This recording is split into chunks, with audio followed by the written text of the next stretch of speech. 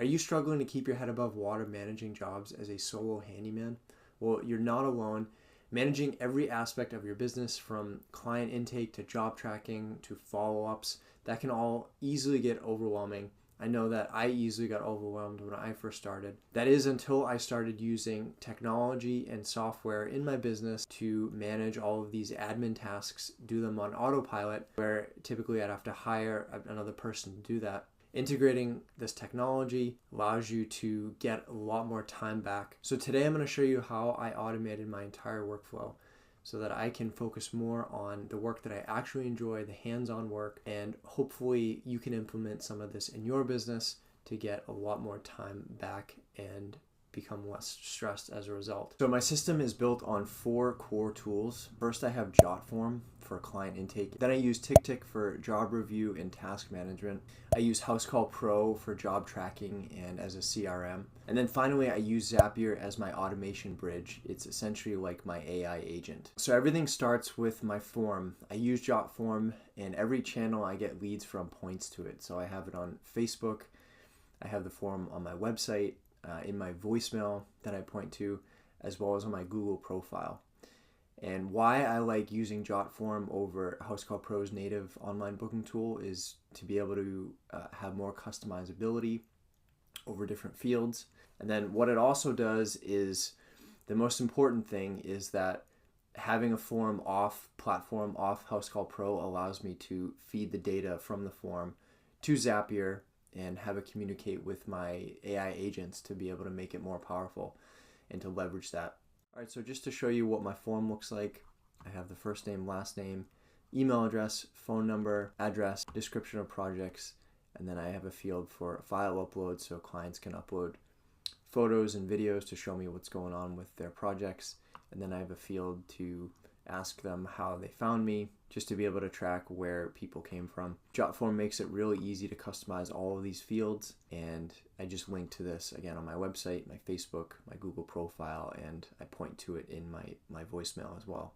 All right, so heading over to Zapier, these are kind of the 4 main zaps that I have running at all times, and they do various things for me. So first off, I have the add Jotform submission to contact. So this, anytime a lead submits the form, their information gets inputted into my Google contacts to keep my contact list updated and organized. Then after an estimate is approved, they'll get an email from me saying that I will reach out to them shortly to schedule a date and time to start the work. I have an automatic email get sent out after a declined estimate, just as a touch point to say, hey, hopefully we can work together in the future. But this is the main one here, the AI analysis of project description. So this is the Zap that really helps me out and does a lot of the synthesis for me in terms of analyzing project descriptions so that there's less kind of overall cognitive load, and then it presents options for me on how to respond and reach back out to the client. So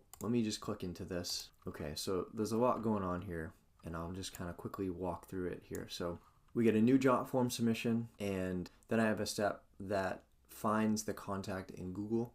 So for instance, if it's a repeat customer and it searches Google contacts and finds that contact, then it just kind of leaves that contact alone. But if it's a new contact, I'll have a new contact created from this. And then the next step is I create a conversation with an AI assistant using OpenAI's API key. And I have a internal company document that this assistant will reference. And I'll get into that later in the video, but I highly recommend doing this for your own company. Having these internal preference documents on how you work, what you prefer, how you like to schedule jobs, pricing information, what kind of jobs you take on, doing all that work up front and then kind of iterating as you go to be able to plug that information in and have an AI assistant reference that document is really huge. And that's kind of the backbone of AI agents. So just to quickly show you what my assistants look like, I'm logged into my OpenAI account under the Assistants tab, and this is the service request analyzer. So this is what Zapier, that step triggers this, and then this assistant analyzes those project descriptions. So I have the file search toggled on. This is that preference document that lists all my preferences for what jobs I prefer to take on, which jobs I don't. And this is these are the instructions. So, I have a section for formatting the response, and then I have all of those classifications listed here. So it basically just spits out one of these classifications that gets handed off to the next step in Zapier. I'll have the assistant reference that document and then categorize the request and split it into all of these paths. The first one is full interest site visit required. So this means that the AI analyzed the project description in the form, and based upon my preferences that I outlined in that internal company document, it generates that I would be interested in all of the projects that the customer submitted. And also it lets me know that, hey, some of the projects require you to be on site. So then it'll draft an email and say, hey, I'd be happy to help with these projects. I need to come out for a site visit, and then it'll send a task to TickTick. And so all of these paths, the very last step is to send a task to TickTick, regardless of what path it goes down, so that I can manage everything in TickTick and have all of the information ready to be able to communicate with the client. Okay, so moving on. Next, we have full interest site visit not required, but I'm informed. So we have my full interest. I don't need to go and take a look at the job, and I'm fully informed, meaning the client has provided all the necessary information that I need so that I can get back to them with an estimate. So in this email draft, it'll say exactly that, like, hey, I'd be happy to help with your project. I'll be sending you an estimate shortly. And then I actually have a new conversation with a different assistant that is my estimator assistant that can access pricing information. And then obviously it sends the task to TickTick. I just want to say too that I'm currently building other systems out. So right now I'm in the process of adding more pricing information so that the assistant can access that, as well as in the future I want to be able to plug in my schedule. So have it access Google Calendar and see all of my current jobs, and then be able to recommend a time slot to be able to put into the draft. So like if I have to go out and do a site visit, it can just quickly reference my schedule. Okay, so then the next path is full interest, site visit not required, request more info. So fully interested, don't need to go look at it, but I might need like a picture or to clarify some things. Then we have partial interest, site visit required. So some of the projects that the customer submitted, I'd be happy to help. Other stuff, it's maybe outside my scope, or I don't, that's not something I offer, but I need to go out and take a look at the job. Partial interest, site visit not required, informed. So I can get back to the customer and say, hey, I can help out with these projects, and I'll send you an estimate for that, but not these other projects. And then maybe send them like a referral for those other projects. Partial interest, site visit not required, request more info. So yeah, need some more info and clarification on some of the items that I can help with. And then I have one to pass on all jobs, just maybe it's something that's just completely out of my wheelhouse. And then this is just kind of like a catch-all path if the description is just unclear and I'm not quite sure what they're asking for. I'll have a draft to request more info. So that's my main Zapier system. Next, let's head over to TickTick and show you what a new job card looks like. All right, so this is my client list in TickTick. I have several Kanban boards outlined here. So across the top, this is inbox. This is just to collect job cards that get sent from Zapier. Then I have my pipeline. This is just kind of a list of all the clients that have mentioned that they're interested in projects down the line, or clients that I'm intending to work for soon. So once I am starting to work on an estimate, I'll move the client name job card over to active estimates. Then once I send them an estimate, move it over to pending estimates. Then if they approve it, it goes into the approved board. And then finally, I'll schedule it and we'll move it over to scheduled. So that's kind of my system in TickTick to manage the pipeline progression. All right, so this is the job card that Zapier created. It's labeled service request, so I know what it is. It gives me the date and time that the request was submitted. And then, so we'll kind of walk through all this information. So right here, this is the description that the client input into the form and the AI assistant referenced off of. This is what the client said. I am in need of someone to put together a 4x6 horizontal storage shed the kind with a top and 2 doors. Thanks so much for your consideration. So the assistant analyzed it and said, assembly of a 4x6 horizontal storage shed. The handyman has expressed that he can handle assembly projects. This project seems to fit within his range of skills and falls under light carpentry and general assembly tasks, which he is comfortable with. That is true. So then it labeled it as partial interest, site visit not required, request more info. And it provided the additional info that we need. Confirm the exact model of the shed so the handyman can review the assembly instructions. Pictures of the product box and any included assembly instructions would be helpful. Estimate the size and weight of parts to ensure that it's a one-person job, or if assistance will be needed. That's great. So this is like my second brain. It does all of this thinking for me so that when I'm out doing jobs, communicating with clients, it's just one less thing I have to think about as new clients are coming in. So it just saves a lot of energy, a lot of mental brain power, and it formats everything right here so I can just click on this job card, review, and then reach out to them with this information. So this is what Zapier sent over to TickTick. It also created a draft email in Gmail with all of this information so that I can just quickly review the email and send it, and that's it. So it saves so much time, and I can just get back to focusing on the job at hand. So at this stage, next I'll enter the client contact information into Housecall Pro, and depending on how busy I am or how much I want to win the job, I'll either send the email that Zapier created for me, or I'll send them a text through Housecall Pro, which is typically faster. It has a higher response rate.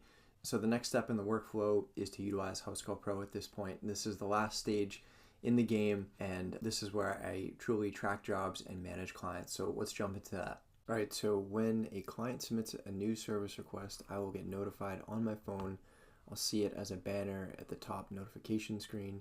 Then from there, I'll click into it. So this is the most recent request that I received, and we have all of their information here. So from here, I'll click Create Contact. This will add it to my phone contact. Then we'll head over to Housecall Pro, and I'll click this button, Import from Address Book, and there's the client right there. Now at this point, you might be wondering, why not just use the Housecall Pro integrated online booking tool? That way client information or client details are automatically inputted into your CRM. And again, I just like having the form off platform so that I can plug that data into Zapier and have it run those actions for me. So in my mind, it's worth putting up with a little extra admin work to enter these contacts manually. So we'll click into this customer. I'll show you what an estimate looks like. I had already created one. So this is the estimate dashboard here. Now, if you have an in-person estimate, you can schedule it just like a job, let them know you're on your way and whatnot.